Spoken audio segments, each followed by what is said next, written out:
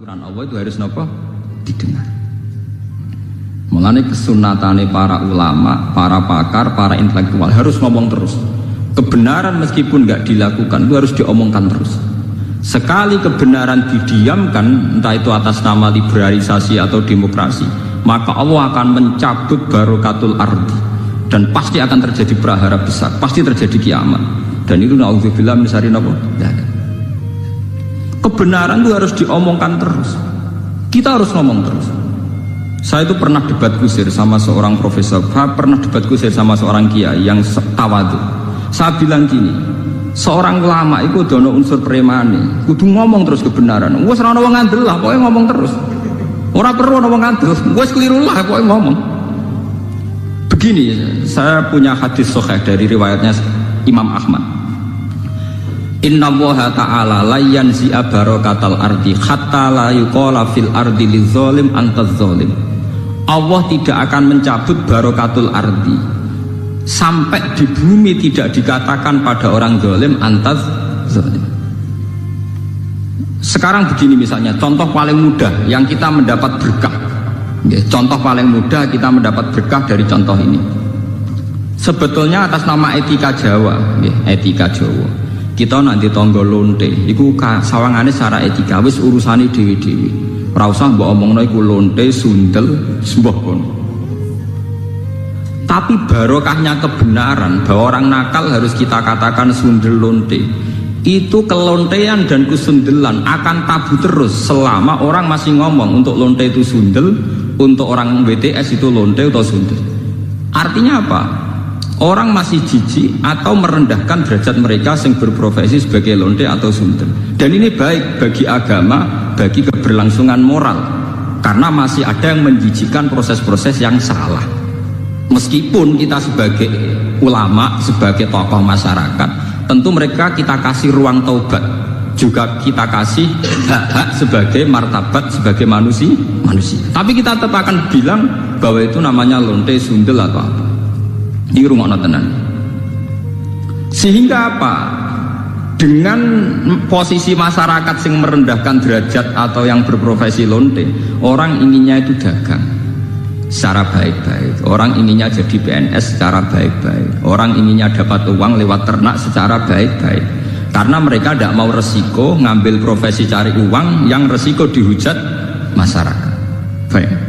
Bayangkan nanti mungkin di era anak cucu kita, orang yang lonte, yang sundel dibahasakan itu hak asasi. Sehingga orang mungkin generasi anak cucu kita sudah tidak ada istilah lonte sundel. Setiap perilaku sosial dianggap hak asasi. Dan itu awal dari tidak ada agama. Awal dari tidak ada agama. Karena kemudian sing ternak ya hak asasi, sing lonte dianggap hak. Itu bahaya sekali bagi keberlangsungan agama dan moral, dan negara juga nanti repot. Artinya apa? Sebetulnya sifat-sifat anarkis masyarakat, anarkis dengan tanda kutip anarkis terutama dalam perkataan, maling darani maling, lonte darani lonte, itu menolong agama. Karena dengan stigma, dengan pelakupan masyarakat sing jelek, perilaku ini terdianggap jijik. Dengan dianggap jijik, agama bisa jalan. Artinya bisa jalan ya ten, karena si A yang lonte itu dihujat masyarakat, yang lain-lain nggak pernah ingin cita-cita jadi lonte. Sehingga masyarakat akan, bahkan mungkin anaknya lonte sendiri, karena tahu nasib ibunya dihujat, juga bercita-cita tidak jadi nopo lonte. Coba kalau tidak mendapat hukuman dari masyarakat, ibuku begitu juga tidak ada apa-apa. Paham ya? Makanya lonte dan apa akan subur di masyarakat yang sudah tidak peduli dengan nilai-nilai ini. Misalnya di kota-kota besar atau di kawasan lonte. Karena sesama lonte saling tidak mengatakan tabu. Makanya aman. Dari itu pulau terkenang hadis riwayat Ahmad. Allah tidak mencabut barokatul ardi sehingga orang-orang zalim tidak dikatakan antas. Itu bahaya sekali kalau kita sudah tidak peduli terhadap itu. Nah, risalahnya Allah kepada Nabi Muhammad itu sing penting bahwa benar dikatakan benar, salah dikatakan salah. Tidak harus gol, tidak harus apa? Gol. Misalnya begini, Saya sebagai ulama akan ngomong terus kalau riba itu haram, bunga bank itu haram. Meskipun pakar-pakar ekonomi, pakar perbankan akan mengatakan hil sing mustahil sebuah sistem keuangan tanpa nopo, bunga, tanpa bank itu muhal. Tapi kita sebagai ulama harus ngomong terus riba itu haram. Saya tuh pernah ketemu sama orang yang membidangi perbankan. Pak Bah, saya akan ngomong terus kalau bunga itu penting karena itu harga mati dalam sistem perbankan. Ya saya bilang, saya akan ngomong terus kalau riba itu haram sebagai konsekuensi bahwa ulama harus mengatakan kalau riba itu haram. Tapi kan gak realistis, ekonomi itu tidak jalan kalau tidak ada riba. Ya saya bilang, kemelaratan itu akan jalan terus selagi yang kaya masih menghisap yang miskin. Ya itu memang saya akui akibatnya ya begitu ya sama. Artinya ya. Tapi kita akan menjadi bodoh ketika pakar-pakar ekonomi mengatakan tidak ada bunga maka tidak ada perbankan, ekonomi macet. Kita seakan-akan bodoh dan kalah. Sebetulnya mereka yang ngerti kok dengan sistem bunga maka akan terus terjadi penghisapan yang kuat sama yang miskin. Saman baca tek-tek pidato direktur-direktur IMF itu sering mengakui harus ada perubahan sistem keuangan dunia. Tetap ada yang salah.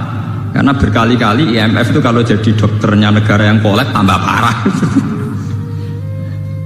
Tapi kenapa kita selalu ngaku apakah? Makanya kalau setuju wonten riwayat hadis dan ini sahih, idza zuharatil fitanu wal bid'u falyudhiril alim ilmahu. Ketika ada fitnah, ada bid'ah, orang alim sepenting ngetokno ngalime, ora malah tawaduk muni kula mboten derek-derek mboten. Falyudhiril alim ilmahu. Orang alim harus menunjukkan kealimannya. Sing alim kudu ngaku ngalim. Paham? Ojo sing alim ngaku bodoh. Bahaya. Tawaduk sing bahaya nggih. Falyudhiril alim ilmahu. Sing alim kudu ngaku ngalim. Kalau tidak wa illa fa alaihi la'natullahi wal malaikati wan nasi asma. Itu akan dekat laknat. Karena kalau kebenaran tidak diomongkan, maka nilai masyarakat pasti kacau. Pasti apa? Kacau. Misalnya begini, ini contoh dan peringatan sekaligus. Contoh dan peringatan. Wong-wong sing derek toreko, sing derek ngaji kula teng mriki, kudu tunjukno bahwa kita lebih bahagia. Haram ke melok toreko nek ijek kesak-kesik, ijek mesombat-sambat ra di dhuwit. Dosa gedhe. Elek-eleki toreko. Kowe sing ngaji ning kene kok ora iso seneng yo haram. Elek-eleki wong ngaji. Kula dadi kiai mergo ora entuk gaji tetap kok susah, iku haram. Elek-eleki kiai. Kenapa saya mengatakan demikian? Begini masalahnya. Seperti tadi yang dikatakan MC saya berkali-kali ngomong. Orang di kafe cari hiburan itu biar seneng. Orang main gitar di jalan-jalan biar asik. Kebenaran akan kalah saat pelaku kebenaran tidak pernah asik. Sementara pelaku kebatilan enjoy-enjoy saja. Akan menjadi trauma sosial ini. Nanti orang-orang seneng kebatilan, loh aku ning kafe enjoy, kowe melok toreko untuk opo? Harusnya kamu bisa jawab, aku yang untuk asik. Basiku baik kowe basik kendi. Sebab itu orang-orang toreko, orang-orang soleh itu dididik ala bizikrillah ya tatmainnul qulub. Kalau hati mereka bisa tenang pakai gitar, pakai hiburan, kenapa hati kita tidak tenang saat ingat Allah Subhanahu wa ta'ala? Maka susah itu bagian dari keharaman, termasuk sesuatu sing dina'udzubillahi kanjeng Nabi, setingkat kekafiran, kemusyrikan dan kemaksiatan. Termasuk susah juga haram. Nabi itu inna aktsara ma bihi ma yasta'idzu bihi Rasulullah Allahumma inni a'udzubika minal jubni wal kasali wal husni. Jadi susah termasuk tersangka sesuatu sing ista'adza minhu Rasulullah sallallahu alaihi wasallam. Ya Allah, saya minta dilindungi dari rasa takut, malas dan rasa apa? Gelisah. Susah kriminal. Piye wae santri mari gak menarik di mata masyarakat. Kiai juga profesi yang tidak menarik cara masyarakat. Masalahnya pelakunya kita gak enjoy. Kukur gak jelas. Angger ketemu tamu PNS enak ngono jenengan gajine tetap. Kula mboten jelas. Kula mangani wak pitik beda ana manakipan kan, siapa yang ingin berprofesi yang nasib percontohannya kayak itu kan. Lho kula nu termasuk kiai sing ora tau susah. Niku akeh sing gawok. Gus jenengan dadi kiai pewe ditong penang. Santun. Kulo malah walian, banyak guru-guru yang sowan saya padahal PNS. Gus kulo pengen ayam kok jenengan, padahal mereka digaji tetap lho PNS. Niku sowan kulo kepengin ayam kaya kulo. Saiki walian kiai pengen ayam kaya napa? PNS. Enak jenengan Pak PNS gaji tetap. Nah kulo niku mboten tetap, ngenteni wong mati. Kalau kulo udah cerita, bapak ini ku mudin itu tukang rumah wong mati, anaknya mondok teko. Angger teko tak pondok agak tidur. Itu nggak menjaluk duit, ora ono wong mati.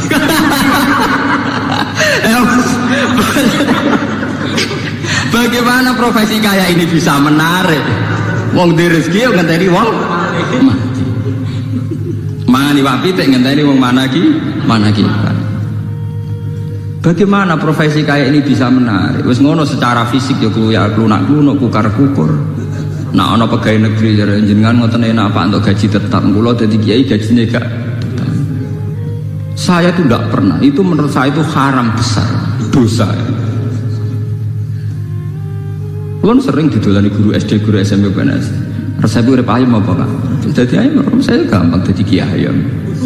Tapi kiai penghasilannya kan gak tetap. Jadi sapa? Sing gak tetap penghasilan, rezeki pengiran tetap.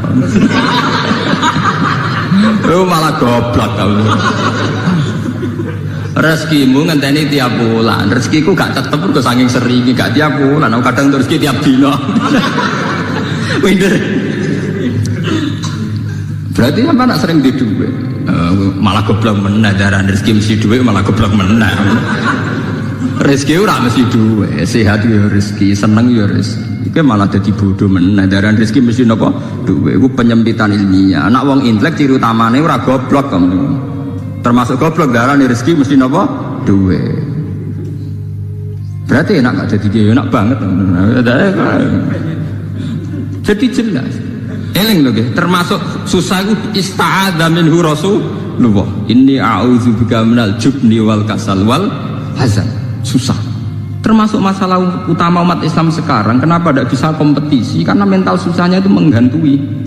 Bagaimana orang bisa kompetisi amen-amen susah kukar-kukur? Tidak bisa.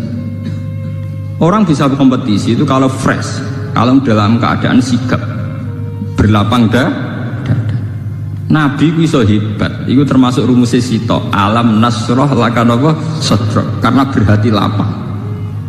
Sementara problemnya wong soleh teng Indonesia, angger wong soleh ku identik mbek klunak-klunuk, kukar-kukur, sumpek. Dan itu dirasa tidak dosa. Mergo nyongkone dosa mu zina mateni wong dan sebenarnya itu bagian dari dosa. Salah. Saya punya banyak ayat tentang ini. Misalnya ngeten. Qul bi fadlillahi wa bi rahmatihi fa bidzalika falyafrahu.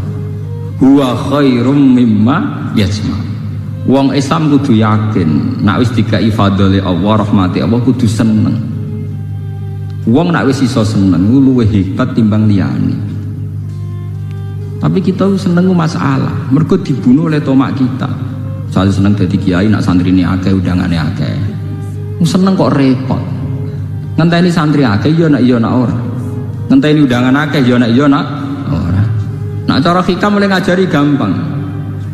In aratta antas ta'izza bi izin la yafna ya fala tasta'izza bi izin sing yafna. Kalau kamu ingin punya harkat yang tinggi dengan derajat yang tidak pernah lapuk, tidak pernah hilang, maka kamu jangan merasa terhormat oleh sesuatu yang mudah hilang. Misalnya kados kula wonten kiai, nganti saiki gitu pengaruh. Tapi kula mboten bodoh, kula ora ngarah seneng perkara sing ngaji akeh, seneng mbek sampean-sampean ora jelas-jelas mboten ngarah. Karena ini sesuatu yang bisa hilang, bisa nopo? Saya ngaji di sini seneng karena saya melaksanakan perintah Allah. Perintahnya Allah pada ulama disuruh ngajar. Saya ngajar berarti sedang dalam posisi perintah Allah. Dan saya pasti senang karena dalam bingkai perintah Allah Subhanahu wa Ta'ala. Titik. Dan itu senang yang abadi. Sehingga yang ngaji 10 ya saya enjoy, yang ngaji 5 ya enjoy, 2 ya enjoy. Karena sama-sama dalam bingkai perintahnya Allah Subhanahu wa Ta'ala. Sehingga kesenangan saya akan abadi. Jika kamu ingin luhur dengan sesuatu yang tidak hilang, maka jangan luhur dengan sesuatu yang bisa hilang. Misalnya bergantung senangnya manusia, bergantung rezeki, bergantung uang. Itu sesuatu yang mudah apa? Hilang. Kalau nanti tangleti, misalnya jenengan Gus, terus juga tuh orang sing seneng jenengan, orang sing hormat be jenengan. Jatuh kuning dia atau jatuh paling banter wong ra seneng. Gampang toh. Nek cek dia murid dia ngak ngibadahe mulang, nek gak di murid ibadahe sabar gampang toh. Allah ora kurangan stok cara ibadah. Kena di duit ngamalam yo infak, nek gak di duit ngamalam sabar gampang. Artinya saat kita mulang yo fi amrillah dalam perintah Allah. Saat kita karena ada alim juga tidak punya pengaruh sabar ya dalam perintah Allah. Ojo sampai kowe kriminal terus. Pas mulang santrine akeh niat riya, pas radi santri drengki, lha iku sempurna elek. Mau pas mulang ora bener niate riya, pas dhewean jebule drengki itu elek-elek wong. Nah, kalau orang sudah punya mental demikian, itu benar-benar ma anzalna alaikal Qur'an apa litasqa. Bahwa resep Al-Qur'an Al-Karim itu tidak resep sing membahayakan, tidak resep yang membawa cilaka.